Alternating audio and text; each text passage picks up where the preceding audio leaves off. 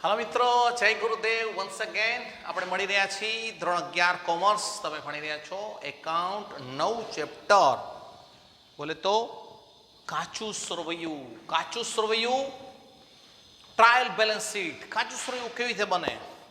એ કોઈ ખાતું નથી પણ એક પત્રક છે, સ્ટેટમેન્ટ છે। વર્ષના અંતે તમારા હિસાબો પૂરા થઈ જાય ત્યારે જે એક પત્રક બનાવવું પડે, સૈદ્ધાંતિક રીતે હિસાબો સાચા છે કે ખોટા એ જાણવા માટે થઈને એને ટ્રાયલ બેલેન્સ શીટ કહેવાય। કેવી રીતે બને એ આપણે જોઈએ। સૌપ્રથમ તમે બધા વ્યવહારોની નોંધ શેમાં કરો છો મિત્રો? આમનોંધમાં તમે આમનોંધ લખી।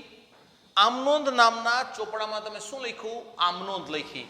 હવે એ આમનોંધ પરથી તમે લેજર નામનું એક બુક છે, લેજર खाता वही, ई खाता वही में तमे शू करशो? खतवणी करशो, એટલે કે પોસ્ટિંગ કરશો। એ દરેક આમનોંધની ખતવણી થઈ જાય પછી ખાતા બંધ કરવાના, એને ખાતા ક્લોઝ કર્યા કહેવાય। આ ખાતા ક્લોઝ કરવા એટલે શું? ખાતાના સરવાળા કરવા। તો ઘણા બધા ખાતા એવા હશે કે જેનો બંને બાજુના સરવાળા સરખા થઈ જાય તો એને ખાતું સરભર થયું કહેવાય।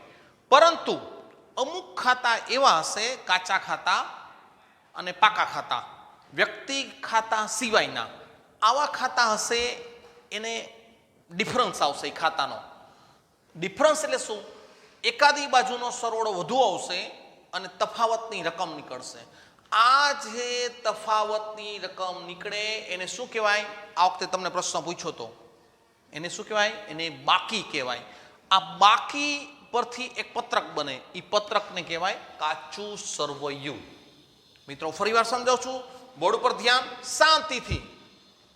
ધંધાના તમામ વ્યવહારોની નોંધ સૌ પ્રથમ જે ચોપડામાં નોંધ થાય તેને, એટલે ચોપડાને આમ નોંધ કહેવાય।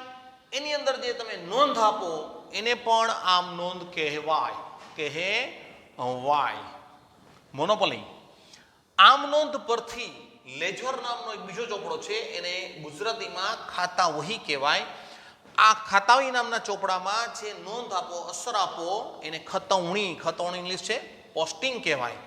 આ ખતવણી કર્યા બાદ ખાતાઓ બંધ કરવામાં આવે છે, તેને સરવાળા કર્યા કહેવાય।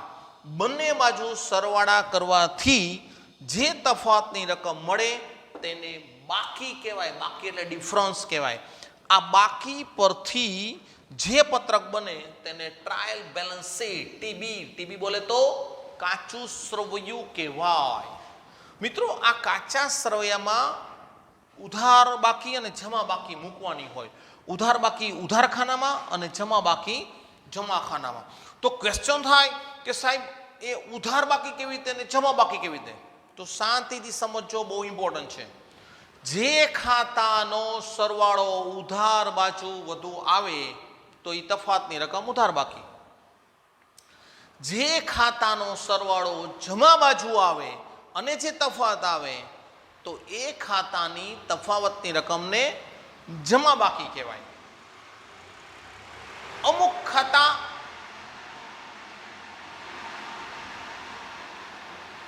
અમુક ખાતા ફિક્સ છે કે જેની ઉધાર બાકી જ હોય અને અમુક ખાતા જમા બાકી જ હોય। એ તમારે યાદ રાખશો, તમને ફાયદો થઈ જશે।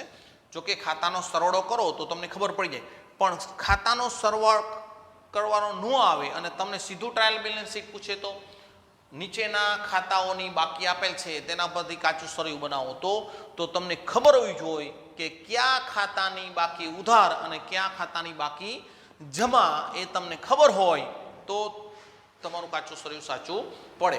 કાચા સરવૈયાનો સરવાળો બંને બાજુ સરખો આવી જવો જોઈએ। જો છતાં તફાવત આવે તો આ તફાવતની રકમને ઉપલક કહેવામાં આવે છે। એકાદા દાખલામાં છે, આપણે જોશું, આગળ દાખલા લેશું ત્યારે શું કહેવાય છે? ઉપલક, બરાબર? એને સસ્પેન્સ એકાઉન્ટ કહેવાય, જે ખબર નથી એમ કયું એવું બની શકે। તો કયા ખાતાને ઉધાર કહેવાય અને કયા ખાતાની બાકી જમા કહેવાય એ આપણે ફિક્સ છે, એ બોર્ડ ઉપર સમજશું। મૂડી તો એની જમા બાકી જ હોય, ફિક્સ, એની કોઈ ઉધાર હોય નહીં। તો આટલી છે ને એ જમા છે એટલે એનું જમા બાજુ રાઈટ કર્યું છે એટલે તમારે આટલું જ યાદ રાખવાનું.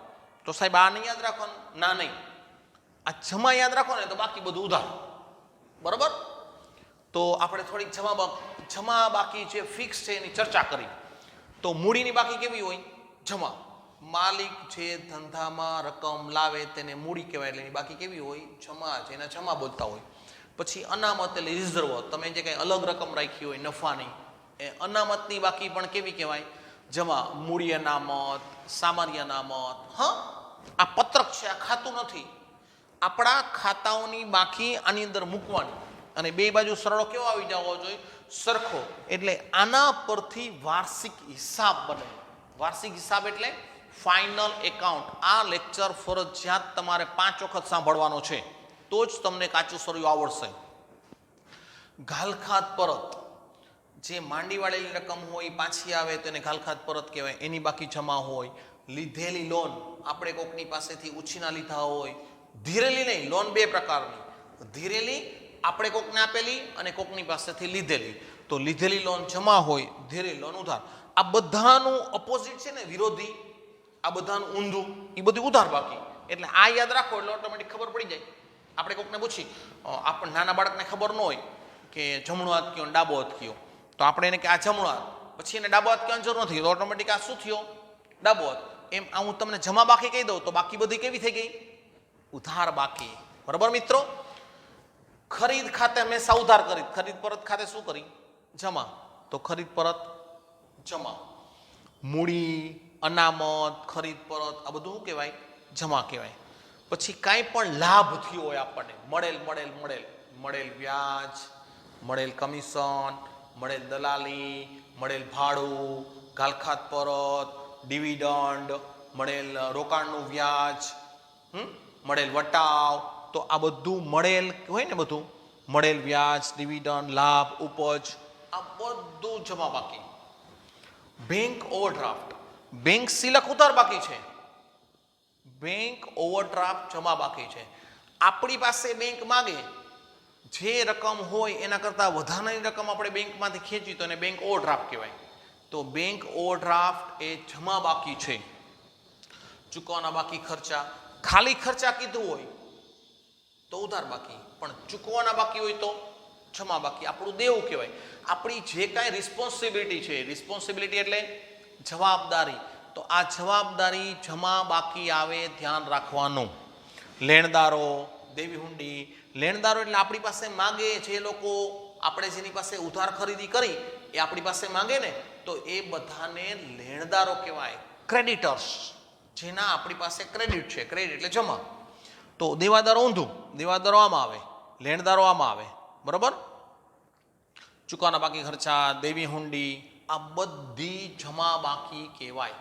આમ નોંધમાં મોટા ભાગે, જો શ્યોર નહીં, તમને યાદ રાખવાનો શોર્ટ કહું છું, આમ નોંધમાં મોટા ભાગે જેના ખાતે જે થતું હોય એ બાકી, જમા થતું હોય તો જમા બાકી. ખરીદ પરત ખાતે શું કરી? જમા. મૂડી ખાતે શું કરી? જમા. લેણદાર ખાતે શું કરી? જમા. ડિવિડન્ડ ખાતે શું કરી? જમા. બધી આવક, ઉપજ, ખર્ચ ખાતાનો નિયમમાં જે મળે એના ખાતે શું કરી? મળેલ એના ખાતે શું કરી આપણે?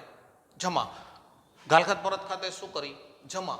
તો એ બધી જમા બાકી થઈ. એ સિવાયની બધી ઉધાર બાકી. ઉપાડ તો ઉધાર બાકી, ખરીદી તો ઉધાર બાકી, વેચાણ પરત તો વેચાણ ખાતે જમા, તો વેચાણ પરત ખાતે ઉધાર. મિલકતો, જમીન, મકાન, યંત્રો, વાહનો, રોકાણો, દેવાદાર, માલ સ્ટોક, રોકડ સિલક, બેંક સિલક, આ બધી ઉધાર. ખર્ચા બધા ઉધાર, ઉપજ બધી જમા. ખર્ચા ક્યાં સાહેબ? કયો જોઈ? પગાર, જાહેરાત ખર્ચ, સ્ટેશનરી ખર્ચ, ચૂકવેલ વ્યાજ, ચૂકવેલ ભાડું, ચૂકવેલ દલાલી, ચૂકવેલ કમિશન, ઘસારો, ઘાલખાત, નુકસાન, આગથી નુકસાન, વરસાદથી નુકસાન, ચોરીથી નુકસાન, ધર્માદા ખર્ચ, આ બધું ઉધાર આવે. બરાબર મિત્રો? તો આપણે આ જમા બાકીનો અભ્યાસ કર્યો અને આ ઉધાર બાકી. તમને જે ખાતાની બાકી આપી હશે એમાં હું તમને ટીક કરાવી દઈશ. દાખલો ભણાવતી વખતે એટલું તમારે જમા, બાકી બધું ઉધાર. એટલે ઓટોમેટિક બે બાજુનો સરળો કેવો આવી જશે? સરખો. ફરી એકવાર સમજી લઈએ આપણે. સૌથી પહેલા આમ નોંધમાં વ્યવહારની નોંધ થાય છે. આમ નોંધ પરથી ખાતા વીમાં ખતવણી કરી છે, પછી ખાતા ક્લોઝ કરી છે. ખાતા બંધ કરવાની પ્રક્રિયાને ખાતા ક્લોઝ કર્યા કહેવાય. આ ખાતા જે બંધ કરી અને એની જે તફાવતની રકમ નીકળે એને બાકી કહેવાય. જો બંને બાજુ સરવાળો સરખો થાય તો ખાતું સરભર થયું કહેવાય, એની બાકી નીકળે નહીં. તમે કોકને ઉધાર માલ વેચો 10,000 નો અને પછી થોડાક દી પછી 10,000 આપી જાય તો હવે એની પાસે તમે કંઈ માગો નહીં. એના ખાતે ઉધાર કર્યા 10,000, હવે એના ખાતે જમા કર્યા એટલે સરવાળો કેવો આવ્યો? સરખો. તો એની બાકી નીકળે નહીં. તો આ બંને બાજુ સરવાળો સરખો આવે તો એ ખાતું સરભર થયું કહેવાય, એની બાકી નીકળે નહીં. બાકી અમુક બાકી ફિક્સ છે, આટલી જમા અને આટલી ઉધાર, એ તમારે યાદ રાખવાની છે. હું બોલી ગયો છું મિત્રો, બરાબર. તો અહીં આજનો લેક્ચર પૂરો કરી છે. બરોબર સાંભળજો, કઈ બાકી ઉધાર, કઈ બાકી જમા. એકવાર રફબુકમાં આ નોંધ લખી લેજો, એકવાર ફેરબુકમાં, અને કાચા સરેના જે કાંઈ અંદર બાકી આવશે ચેપ્ટરમાં એ તમે જરાક જોઈ લેજો. આ પત્રક નથી પણ શું છે? એ ખાતું છે અને વાર્ષિક હિસાબ બનાવતા પહેલા તૈયાર કરવામાં આવે છે. જ્યારે તમે વાર્ષિક હિસાબ ભણશો ને ત્યારે તમને રકમના ભાગરૂપે આ તૈયાર કરીને આપ્યું હશે. જો સરવાળો કરતી વખતે કોઈ ક્યાંય રકમ ખૂટે, ઉધાર બાજુ કે જમા બાજુ ખૂટે તો એને ઉપલક કહેવાય. બરાબર મિત્રો. વંદે માતરમ.